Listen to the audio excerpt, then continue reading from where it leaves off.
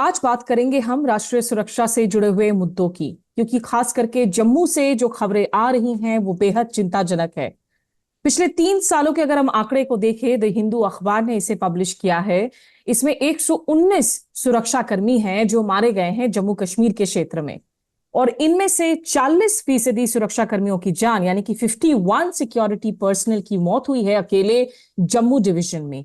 ये वो डिवीजन है, याद रखें, जिसे पिछले लगभग 1 दशक से ज्यादा वक्त से हम क्वाइट एरिया मान रहे थे। और घाटी, कश्मीर घाटी एपिसेंटर रहा है टेररिज्म का मिड 90s से। वहां पर कहीं ज्यादा आतंकी वारदातें हो रही थी। लेकिन अगर हम इस साल के भी आंकड़ों को देखें तो जहां जम्मू में अभी तक कम से कम 12 सुरक्षा कर्मियों की जान चली गई है 6 अटैक्स में, कश्मीर में दरअसल 5 टेररिस्ट इंसिडेंट्स हुए और जिसमें 2 सुरक्षा कर्मियों की जान गई। तो इस राइजिंग ट्रेंड के पीछे वजह क्या है, इसे समझने के लिए हमारे साथ खास मेहमान मौजूद हैं यहाँ पर, जिनसे हम बात करेंगे। ब्रिगेडियर संदीप थापर, आप लंबे वक्त तक इंडियन आर्मी में रहे, और खास करके इन क्षेत्रों की अगर हम बात करें, जम्मू कश्मीर लद्दाख की, एलओसी की बात करें, यहाँ पर आपने बहुत सारा वक्त गुजारा। डेल्टा फोर्स को, हम इस जिस क्षेत्र की बात कर रहे हैं वहां आपने कमांड किया है। सर, शुक्रिया आपका हमारे साथ जुड़ने के लिए। Thank you. सबसे पहले तो अगर मैं आपसे जानना चाहूं, इस एरिया को समझना चाहूं, हम जिन एरियाज की बात कर रहे हैं, हम रियास, उधमपुर, डोडा, ये कितना अलग है कश्मीर के इन एरियाज से? और इस तरह के आप जो ये आंकड़े बढ़ रहे हैं, इसे आप कैसे देख रहे हैं? देखिए, इसके लिए काफी चीजें हमें समझनी पड़ेगी। अभी वैली में क्या था कि अगर आप पीर पंजाल के नॉर्थ में जाएं, या जिसको हम वैली बोलते हैं, उसमें क्या है, एक बीच में वैली है और तीनों तरफ से, चारों तरफ से पहाड़ हैं। और सारी तकरीबन 80-85% पॉपुलेशन वैली के अंदर रहती है और पहाड़ों पे बहुत कम। तो जब पाकिस्तान से इन्फिल्ट्रेशन होता था तो वो पहाड़ों पे आके बैठ जाते थे तीनों साइड पे, वैली में नीचे उतर के कार्रवाई करके, अपना टेररिस्ट एक्ट करके वापस पहाड़ों पे चले जाते, जहां पर डोक्स होती थी, कुछ शय मिलती थी उनको गुजर बकरवाल या कुछ लोगों से। तो अब क्या हुआ है, कुछ गुजरे टाइम से ऐसा हुआ है कि वैली में उनकी सपोर्ट बहुत कम हो गई है, क्योंकि सरकार ने कुछ मुहिम चलाई है जो लोगों को पसंद आई है, और लोकल सपोर्ट भी करना मुश्किल हो गया है 370 के जाने के बाद। तो इसीलिए वहां कार्रवाई बहुत कम हो गई है, पिछले 2-3 सालों में टेररिस्ट की एक्टिविटी बहुत कम हो गई है। तो पाकिस्तान ने सोचा कि पीर पंजाल के साउथ जो जम्मू डिवीजन इलाका है, उधमपुर, डोडा, किश्तवाड़, रियासी, रजौरी, पुंछ, इस इलाके को रीएक्टिवेट किया जाए। ये तकरीबन 14-15 साल, 14 साल से तो मुझे याद है कि ये बिल्कुल डोरमेंट पड़ा है, यहाँ कोई हरकत कम। जितने टेररिस्ट, एक टाइम में ये डोडा किश्तवाड़ का इलाका बहुत एक्टिव होता था, लेकिन इसको सारे जो टेररिस्ट है उनको सबको नस्तो नाबूद कर दिया फौज ने, तो कुछ बचा नहीं। अब पाकिस्तान चाहता है कि जो साउथ में इलाके को करे, क्योंकि ये जो टेरेन है यहाँ की, ये थोड़ी सी अलग है वैली से। अगर हम टेरेन समझे तो एलओसी के बाद जो हाइट्स हैं वो 6,000 से 7,000 फुट तक की हाइट्स हैं। उसके बाद जिसे मुगल रूट बोलते हैं, जो रोड रजौरी, रियासी, रजौरी, पुंछ को जाता है, वो है। तो जब टेररिस्ट आते हैं तो ये पहली पड़ाव को पार करके रोड के ऊपर एक्टिविटी करते हैं। एम्बुश जो हुई हैं पिछले 5-6 महीने में, आपने देखा होगा कि रियासी और नीचे ऊपर भी रजौरी के रास्ते में एम्बुश हुई हैं। उसके बाद ओल्ड मुगल रूट और नेशनल हाईवे, जो कि जम्मू उधमपुर श्रीनगर का रास्ता है, रामबन श्रीनगर का रास्ता है, उसमें तकरीबन वर्चुअल डिस्टेंस है वो करीब 30 से 60 किलोमीटर का है जगह जगह पे। ये जो इलाका है ये 10,000 फुट तक हाइट पे है, जंगल है, बर्फीला है। यहाँ पर गुज्जर बकरवाल के अलावा कुछ नहीं है। यहाँ बहुत इलाका मिल जाता है टेररिस्ट को छुपने का, रेस्ट करने का, ऑपरेट करने का। और यहां से उतर के वो नेशनल हाईवे पे कॉन्वॉयज या को टारगेट कर सकते हैं। जैसे अब खतरा है हमारी अमरनाथ यात्रा जो जा रही है, उसमें उस पे एक्टिविटी करने का। नेशनल हाईवे के पीछे जो इलाका है वो है डोडा, डोडा डिस्ट्रिक्ट का है, डोडा, किश्तवाड़, भदरवा, ये यहाँ पर ये 3-4 मेजर टाउन्स हैं, सिटीज हैं। उसके अलावा 13-14 हजार फुट तक पहाड़ है, बर्फीले पहाड़ है, जंगल हैं, जहां कोई पॉपुलेशन नहीं। और ये इलाका, इसको चनाब वैली भी बोलते हैं, चनाब इसके थ्रू बहता है। ये अब एक बड़ा टैक्टिकली, स्ट्रेटेजिकली इलाका है कि ऊपर अनंतनाग है, वहां से भी फ्लो करके आ सकते हैं। ईस्ट में हिमाचल है, तो अगर टेररिस्ट यहाँ हिमाचल में भी कार्रवाई कर सकते हैं। साउथ में अगर जाए तो बिलावर, बनी, मछेड़ी, जहां पीछे एम्बुश हुआ था, और नीचे कथुआ, तो ये यहां पर भी जम्मू डिवीजन के नेशनल हाईवे पे भी एक्ट कर सकते हैं। और अगर चाहे तो शायद पंजाब के भी बॉर्डर पे, क्योंकि ये पठानकोट के बॉर्डर पे भी पड़ता है, तो ये बड़ा स्ट्रेटेजिक इलाका है जहां पर टेररिस्ट, तो इसलिए पाकिस्तान का इंटरेस्ट है कि इसको एक्टिवेट करें। इसको भी क्योंकि इलेक्शन भी आ रहे हैं 3-4 महीने के बाद, तो उनको है कि इसमें भी हम करें और हिंदुस्तान की फोर्सेस को कमिट कराएं, इस इलाके को खाली क्यों रखें। लेकिन तो जो ये दिस जो इज द थॉट, ये थॉट है उनके पीछे।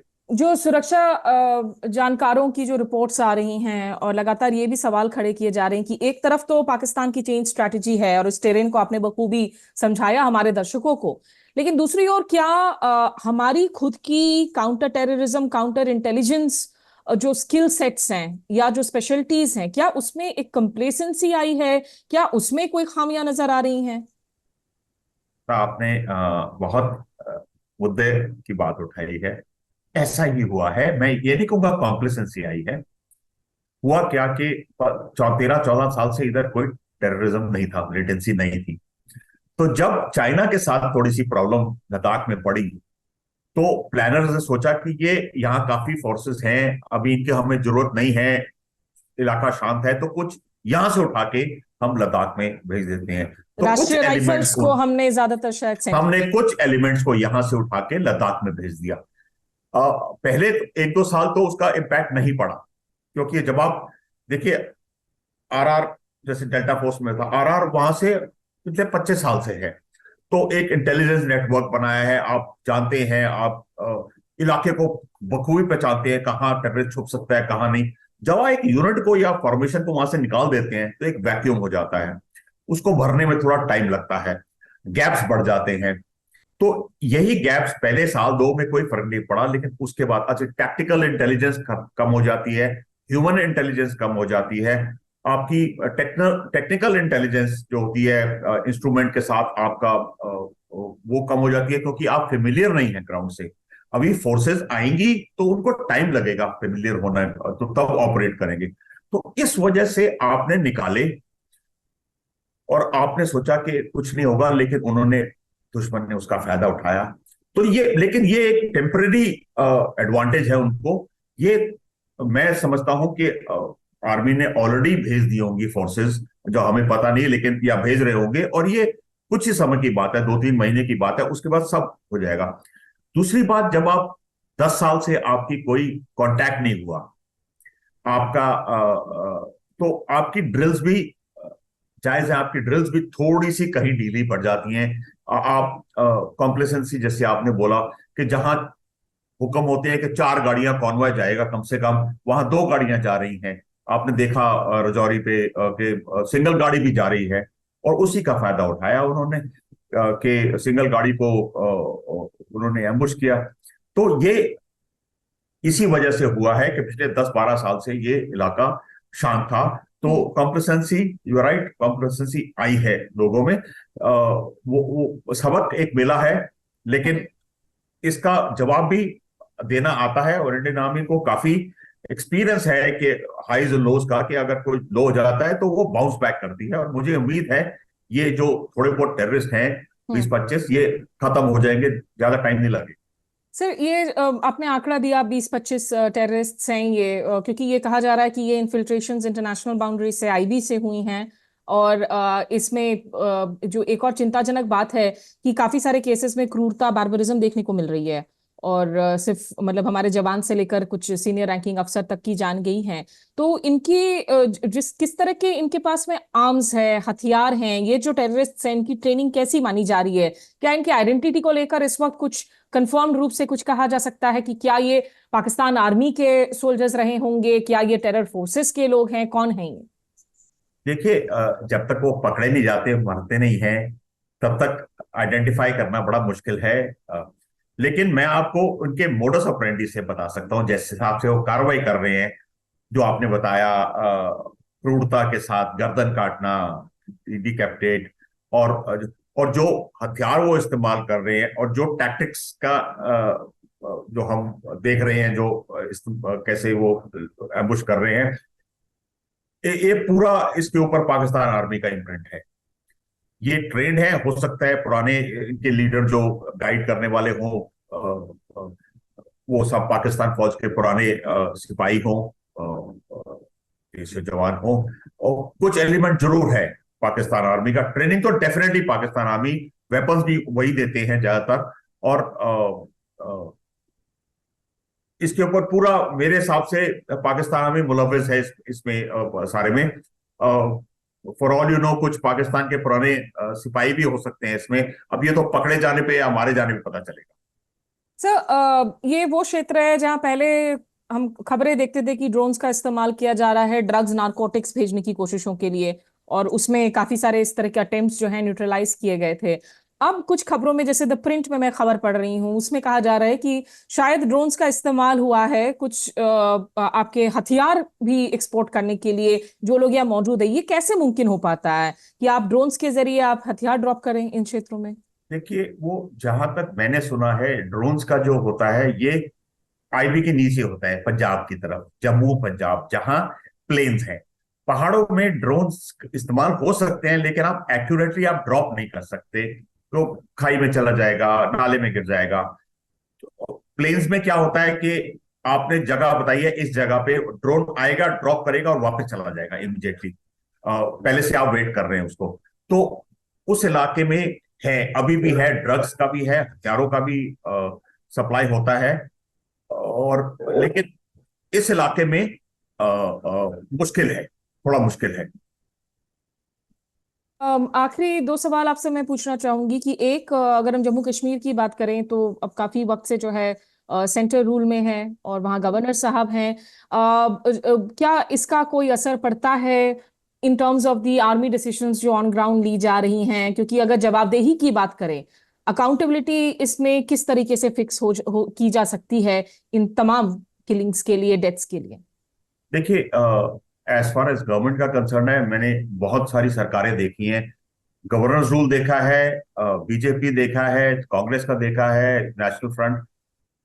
कोई आपको तंग नहीं करता, आपके ऑपरेशन में इंटरफेयर नहीं करता। तो आर्मी को पूरी फ्रीडम है, जैसे ऑपरेशन करना चाहे कर सकते हैं, क्योंकि एम सबका वही है। तो मुझे नहीं लगता कि पॉलिटिकल कोई इंटरफेरेंस होती है ऑपरेशन में। ये डायरेक्टिव जरूर होते हैं कि इसमें स्लो जाए या तेज हो, वो अब आर्मी के ऊपर डिपेंड करता है। कई, जैसे नेशनल फ्रंट के लीडरशिप में थोड़ी सी प्रॉब्लम हो रही थी। वो चाहते थे, बहुत साल पहले मेरे को याद है कि वो चाहते थे कि arm force special part act हटा दिया जाए। काफी जगह थे, आर्मी ने कहा नहीं, और सेंट्रल गवर्नमेंट ने मानी आर्मी की बात। तो तकरीबन ऑपरेशन की जब बात होती है तो सरकारें आर्मी की बात मानती है और इंटरफेयर नहीं करती। तो मुझे नहीं लगता कि कोई इसमें रोल है सिक्योरिटी फोर्सेस को डायरेक्शन देने का। उनके लिए मैंडेट बड़ा क्लियर है। सर, अभी जो नेशनल सिक्योरिटी पर जो मीटिंग्स हुई हैं दिल्ली में, और उसमें ये भी कहा गया कि कुछ डिविजन्स शायद वापस से अब मूव की जाएंगी इन सेक्टर में, फोर्सेस की स्ट्रेंथ बढ़ाई जाएगी। तो ये जो कदम हैं, ये आपको इस वक्त पर्याप्त लग रहे हैं? और आपको कितना लग रहा है कि ये और इस तरह के जो अटैक्स हैं अभी आने वाले दिनों में और कितने बढ़ सकते हैं? देखिए, ये नेचुरल रिएक्शन था गवर्नमेंट का। मैं आज पढ़ रहा था, सुन रहा था कि चीफ भी जा रहे हैं आर्मी के वहां, कंसल्टेशन कर रहे हैं, देखने हालात की रिव्यू करने सिचुएशन की क्या हालात है। तो ये तो बढ़ेगा। गवर्नमेंट ने भी आर्मी को बोला होगा कि आपको क्या चाहिए, मदद चाहिए, बोलो, हम कर रहे हैं। और आर्मी अपने स्टेप ले रही है। मैं समझता हूं द पेस ऑफ ऑपरेशन जो अभी बढ़ जाएगा, अगर जरूरत है तो आर्मी के पास फोर्सेस काफी जगह पे हैं, तो वो मूव करके इस इलाके में डाल सकती हैं ऑपरेट करने का, और ट्रूप सारे ट्रेंड हैं। तो मुझे लगता है कि आने वाले 15 दिन में या महीने में पेस ऑफ ऑपरेशंस पिकअप होंगे, और सर्दियों से पहले ही ये टेररिस्ट जो है इनका खात्मा किया जाएगा। सर, एक जो कैच 22 वाली सिचुएशन है इलेक्शंस को लेकर, क्योंकि जम्मू कश्मीर में इलेक्शंस की बात की जा रही है, कोर्ट से भी इस बाबत डायरेक्टिव्स दिए गए हैं। अगर अटैक्स होते रहें, क्या इलेक्शंस होने चाहिए उससे, क्योंकि डेमोक्रेसी को लेकर लार्जर मैसेज जाता है, इलेक्शंस पर इसका असर पड़ना चाहिए? नहीं, इलेक्शन एक जमाना था कि वैली में बहुत सारे ऑपरेशन चल रहे थे, रोज के 8-10 लोग दोनों साइड पे मरते थे, तब भी इलेक्शन होते थे। तो इलेक्शन तो अब भी होंगे। इनफैक्ट तब तो टेररिस्ट प्रेशर डालते थे पॉपुलेशन के ऊपर, आप वोट कीजिए मत कीजिए, आप इलेक्शन में पार्ट नहीं लेंगे। अब तो वो माहौल है ही नहीं, अब हैंडफुल है। तो ये इनको इनको इनका मेरे हिसाब से कोई इम्पैक्ट नहीं पड़ेगा ये स्टेट इलेक्शंस पे, और ये सेपरेट इशू है। ये वो जमाने और थे जब 700-800 टेररिस्ट होते थे, उनको इम्पैक्ट कर सकते थे, लोगों को डरा सकते थे। अब तो लोग भी नहीं डरते। ठीक है, बहुत शुक्रिया आपका brigadier Sandeep Thapar, retired army officer, हमारे साथ बात करने के लिए और तमाम मुद्दों को समझाने के लिए। नमस्कार। Thank you. आदाब।